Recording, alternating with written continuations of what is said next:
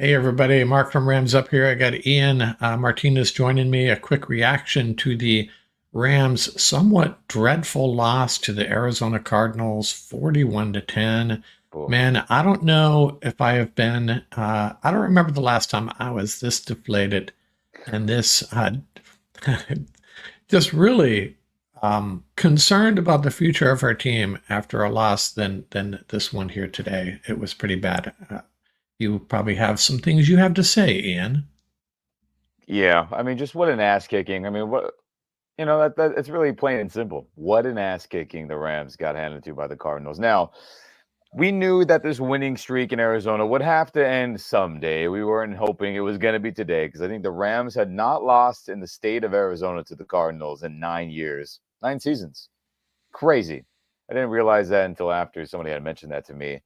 That was the streak we had going with beating the Arizona Cardinals at their home stadium. 9 straight years. And we're hoping that that was not going to be the case today where that Rams winning streak out there was going to end. But to end like this, golly, man. I mean, Sean McVay said it best today, right, Mark? After the game ended and he had his post-game press conference. We couldn't tackle. And that's really what it came down to. Two touchdowns. I honestly, no. All pretty much every single touchdown came to missed tackles, straight up. Every big play became a big play because we couldn't tackle. And it's really that simple. The defense just was awful. I mean, what a horrendous game by the entire front seven of the Rams defense. Jared Verse got a lot of pressure, but he couldn't finish. Kobe Turner, I thought, looked awful. Braden Fisk looked awful. Bobby Brown, this is 2 games in a row where he's just straight up looked bad. I'm sorry. I mean, it's time to start Tyler Davis at this point or have that conversation uh, amongst our fan base and amongst the coaching staff. Hopefully they realize it too. Rose Boom and Reader had a fantastic game week 1. This week, terrible. And that obviously you can say, hey, the secondary this, secondary that, but there's not many talented secondaries in the National Football League, Mark, that could hold up where there's pressure not getting home, missed sacks multiple times. I mean, it's just impossible. I don't care if prime 2020 Jalen Ramsey is back there and Aeneas Williams is back there. If they have to guard receivers 4 or 5 seconds, they're not going to be able to hold up either. So I think it Yeah, all starts with the front seven, right, Mark? I mean, shoot. yeah. There was one play. I think Murray had 8 seconds, and we were getting pressure. Jared Impossible. Verse and Byron Young were both, getting there but not finishing. So on Did the one not wrap it hand, up. yeah, and Kyler Murray is a different beast. It's just that in the past we've been able to. He has a couple of those against us every time, but for the most part, we force him into mistakes. He Yeah. he fumbles the ball. We take him for 14-yard sacks. Yeah. And today, I mean, we had the one sack by Kobe, but other than that, it was they were just playing sandlot ball back there. Crazy. It should have been like 5, 6 sacks today, and then just Braden Fisk couldn't wrap up. Jared Verse multiple times. Kobe Turner had him and couldn't get him. I mean, these are the ones that Aaron Donald would drag his ass to the ground. That superhero Hall of Fame strength. Aaron Donald would get him down off one arm, clotheslining his leg. And our defenders just couldn't do that today. But I will say this about the offense. I had mentioned to our little group chat of Rams up here. You and Mark, Paul, who will join us, I'm sure later this week for the roundtable. Tom, who when he has some chances, he'll rejoin us soon, I assume, and who's been a big part of this podcast network that we got going on here. And I said it. I was like, oh, we're down 2 touchdowns. This is before it got even worse. I was like, McVay's going to totally abandon the run, and it's going to be a Matthew Stafford drop back game with backups in, and we're not going to win. It's just that simple because he panics. Anytime we're down by multiple scores, 10 plus, I mean, definitely 14 plus, he abandons the initial game plan and says Matthew Stafford or quarterback got to throw us back in to win it. And I get that's a common thought, like, hey, how do you get yardage fast? You got to throw the ball, throw the ball, throw the ball. But you make yourself one-dimensional. And Matthew Stafford said that himself in his post-game press conference after this ass kicking. He said, well, when you have to throw it a bunch and you're down by a lot, you get one-dimensional and it's easy to predict. Right, Mark? I mean, golly. I mean, the writing's Well, on the wall. yeah, McVay panics when we're down. but even early on, and I haven't looked at the film, and maybe I'm sure you will. I will, yes. McVay used to be so good at designing wide receivers open, easy catches, 10, Yeah. 12 yards, 15 yards. And we just don't seem to have any of that. We're scratching and clawing for every reception, for every yard. And I don't know enough about the X's and O's for this particular game to comment on it, but it was a little concerning. And, we can talk about, we got subs coming in, we got backups along the offensive line. Yeah. Every team deals with that to some degree, but Yeah. it just felt like this offense just did not have it together. And maybe the credit goes to the Cardinals defense, and their coach has a defensive background. Maybe what I'm hoping we can say about this game, and what I am going to say about it in the follow up podcast is, you know, you get one dumpster fire game a year. You can have one of those. And Yeah. there was a lot to like about this team last week, and it is a long season, as Mark Sanchez kept on saying. It's a marathon, It is, and yeah. as down as we may feel right now, I'm not giving up hope. Unfortunately, we play a 49er team that's coming off a loss next week. Then not a good time to catch them. But, you know, take it a week at a time, and hopefully the Rams can steal a win next week and get the ship righted. Yeah. And look at Mark. I mean, that is the best way to look at it, the way you're saying. But it is concerning. It is concerning. Like this, the poor just lack of just want to, right? Quote unquote want to. It was just bad, man. And I will say this about the offense, because now we've talked about the defense. Defense was just awful. There's just no way around it. Front seven was just horrible. And then in terms of the offensive line, now we have, Bo Limmer is going to be in for a while. This will hopefully be the last time we see Warren McClendon get any serious action, because, God, he was awful. Awful. Havenstein didn't look like he had his full strength and I guess weight under him, I guess you could say, because he hasn't practiced in freaking forever, had like legit full practices in a long time. And yeah, it's just a shame. I mean, Jonah Jackson didn't look great either. Kevin Dotson. I mean, we paid all those guys good money to be able to move people and protect, and it was just not good at all. And again, Warren McClendon being, a second, third stringer guy, he was awful. And then let's just say this real quick about Cooper Kupp's injury. If he's out for any significant amount of time, the season's in doomsday scenario. I mean, I'm sorry. It just is. You cannot win close football games if you don't have difference makers at the wide receiver position. That's just the reality of this 2024 NFL we live in, the modern football. You just cannot win with not enough difference makers in the passing game. And Nakua is going to be out for, another 5-6 weeks minimum, most likely. If Kupp has to go on IR or he misses another handful of games, I mean, guys, no team in the NFL has won a playoff game being down 0-3. There's been teams that have made it, and it's only been 6 in the history of football since they've been tracking this, by the way. So things are in serious jeopardy going to this 49er game for this season to have any positive outlook. Now, I know people will argue, hey, Rams went 3-6 last season, but they didn't start 0-3, by the way. And they weren't this injured either, right, Mark? They were not this beat up. They were just not playing good football. Now, were there some people missing a game here or there? Sure, but it wasn't this bad with injuries and play. So it's not good. But with what you said earlier, that's the best we can look at it. Rally the troops and let's get ready to rock to play a good 49ers team who is going to bring it. And we got to be ready because this game was. Oof. Well, yeah, if there's one thing that we can look forward to is not having to chase someone like Kyler Murray around. The 49ers are a Yeah, team that maybe these young guys can deal with better. true. But But I will and say, though, Mark, I mean, Brock Purdy is incredibly mobile. Like, he can yeah, run around and create. And that'll be a point of emphasis going forward. No doubt about it. Because that doesn't end. We got him twice, right, next week. And then in our matchup later in the year, Jalen Hurts runs around. I'm just thinking off the top of my head. I mean, we got tons of quarterbacks who can move and that could screw us in that. And God, man, but hey, sometimes you get your ass kicked and you gotta, like you said, just kind of ball it up and throw it away. But there was just some concerning stuff that we got to get fixed. So next week will not be any different. And it'll be here in LA with 49er fans probably taking up half the stands. It's going to be Yeah. brutal.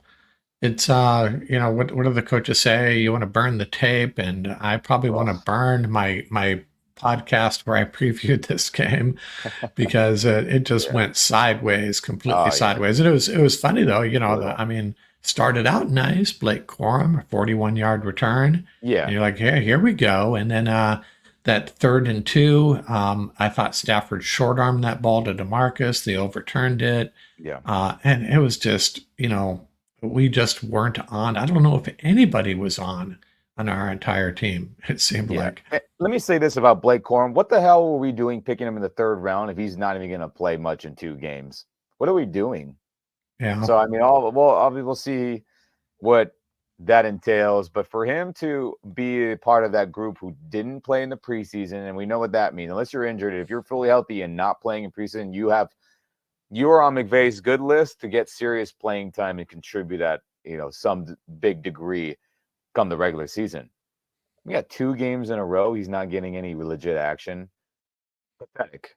Pathetic of a pick if that's going to be the case for a majority of the season. Get him on the field. Let's see what he can do because right now nothing's going well. Might as well get Right. him out there and see what we got going. So, anyways, And it's he going to be a did lot of look play. good when he did look good when he was go out there when he was out there. Not sure how much weight we can put on that. That Yeah, was I mean, come on. Opening kickoff, he's breaking it, getting to midfield, and then that's the only time he gets serious touches. Come yeah, on, Coach McVay, get him the damn football. He was Michigan's all-time leading rusher, one of the best running backs in college football history in terms of stats, career accolades, all you want to talk about. I know maybe the eye test, you're like, oh, like Herschel Walker and other guys, of course, but get him the damn football because what we're doing right now ain't working, and we got to see what our 3rd-round pick can do. Jesus. what would you think of McVay's press conference? I watched most of it. Yeah. You I what? mean, pretty much said all the same things we had to say, terrible, couldn't tackle, awful. I'm not going to, and then luckily on his end, he said, hey, I'm not going to dwell on it. Like, we have to move forward. We have to see what I can do. It starts with me. And I know that's a lot of coach talk. We've heard that from Coach McVay. But I will say this, though. I did like the fire that was building up on him as the press conference went on. Because, he had mentioned, like, man, this stings this gut in my stomach. It's terrible. I hate it. I hate it. And then by the end of it, he's starting to cuss and he's just like, I'm out. We Yeah, need that. We need some people to get pissed off at this and be like, we need to get our shit together and play some good football or at least be competitive. And I think out of all the press conferences we've seen with bad losses that shouldn't have been a loss in the previous gazillion years McVay's been our coach, I am happy to see that he was getting visibly pissed off and that anger slowly built to the end of the press conference. He starts cussing and then he leaves because he knows obviously he tries to be clean and I respect that. But that's what we need because if that fire isn't under him, under this coaching staff and these players' asses into this 49er game, this will be another blowout loss at home against a division rival. So that's one thing I can say positive, if there is any, is that it bothered McVay enough for him to break character, right? His normal, clean right. character and to be pissed. And I think that's good. That stuff like that needs to happen for change to happen and to have a better approach. So that's my takeaway from that. But he agreed with everything we said, though, Mark. Terrible, couldn't tackle, awful. They beat us in all phases. And I mean, shoot. Yeah, yeah, that's pretty much how, hey, at least it was a nice, relaxing second half. No stress. We No, were just waiting for this game to be over. I know. And, Just, I hope hey, I hope Stafford can hang on, though, man. He cannot get hit this many times the rest of the season. I mean, what is that?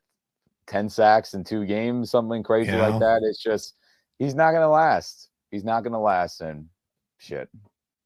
yeah. And, if they don't come out with that fire in their belly next week against the 49ers in their home opener Yeah. after this performance, that'll be really alarming. And then, of course, on the other side of it, who are their starting receivers going to be? It's probably going to be DeMarco, Tyler, and Jordan Whittington, which Yeah. I'm not trying to besmirch those 3 guys, No, I mean they but could play, it's but not a, yeah, I mean, are they gonna be the featured dudes? I mean, this is the perfect game to morph back into a gap scheme play action team.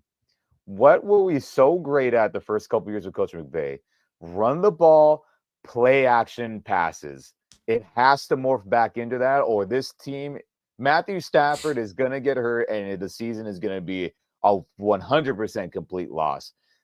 Rams have to run the ball, even if it's not these 5-yard chunks where we all, that's the goal to get. It's got to run the ball, play action the majority of the passing plays, and then it has to be that way.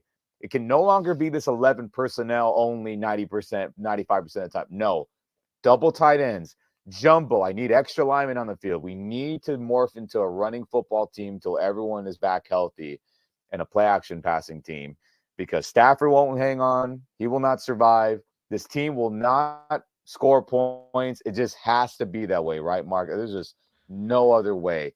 It has to be the gap scheme version of the 2017 Rams. It just can't be any other way for this team to have chances to win. Straight up. Yeah, and if he's a great offensive coach, well, we know he's a great offensive coach. He's got to do better than this. He's got to be creative. He's got to flex. He's got to change things up a little bit. And I think that's what good coaches do. You can look at the tape all you want, but if offenses are changing things up a little bit every week, hey, you might as well, after this performance, come at the 49ers with something a little bit different. Although the 49ers defense, well, they did lose today to Minnesota, which was really good news. Well, hey, O'Connell, former Ram. I mean, he knows how to scheme up against, a scheme that's in the same ballpark, a Shanahan West Coast scheme. So, I mean, hey, cool, that's good. I mean, they got a conference loss, but I mean, all is on the table in week 3, Mark. So we'll see what happens. But if they do this crap where they're leaving linemen one-on-one with Leonard Floyd and Bosa and Hargrave up the middle, and if they're, stuck in the mindset of like Stafford's got to save us from surveying defense and a drop back pass game, they have no chance this next week against the 49ers. As simple as that. But we'll see what happens. And I think if there was any consideration that the Rams are fed up with the Lyric because of the situation he put them in, I think we can put that to rest. He's going to be rolling out the red carpet for a Lyric Jackson. But I hope he's ready, though. I mean, Rob Havenstein hasn't practiced in a while, and he did not look fantastic. So I hope, they're gonna get tested. We got Pro Bowl level defensive front, all pro guys going to be rushing at us, and it's we'll see what happens. But if they want to do the crap they did today, where it's like Matthew Stafford save us all game, like drop back and survey a defense, forget it. They have no chance. They have to be the gap scheme, play action pass team and run the football. That's the only way they're going to have a chance. Because I don't expect Kupp to play either, by the way. If he's leaving the game in a walking boot, he ain't going to be ready in a week. Now, could it be a Kevin Dotson situation where he left the game against Detroit in a walking boot and then he ended up being ready enough to play? But I don't think he played well either today, but he was good enough to play. Maybe.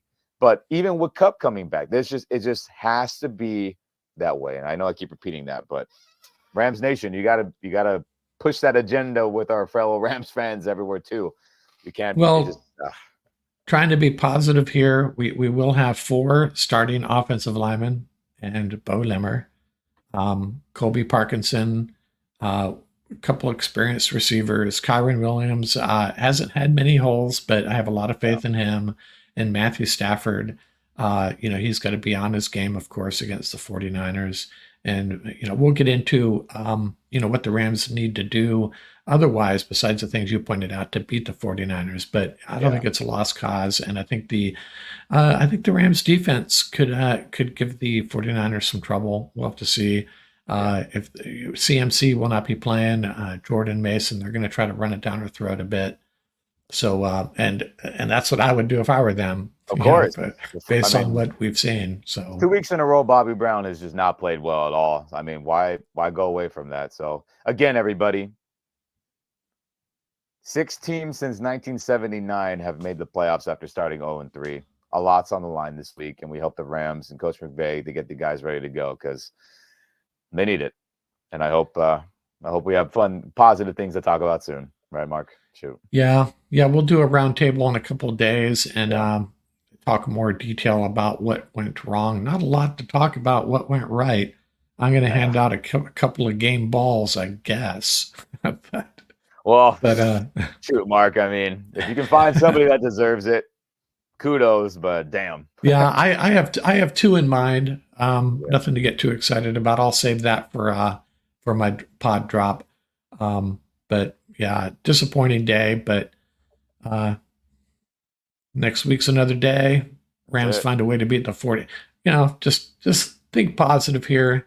The All you Rams can do. could pull off I can't imagine what the point spread is going to be. It's probably going to be 7.5, 8.5, It'll somewhere be in huge. there.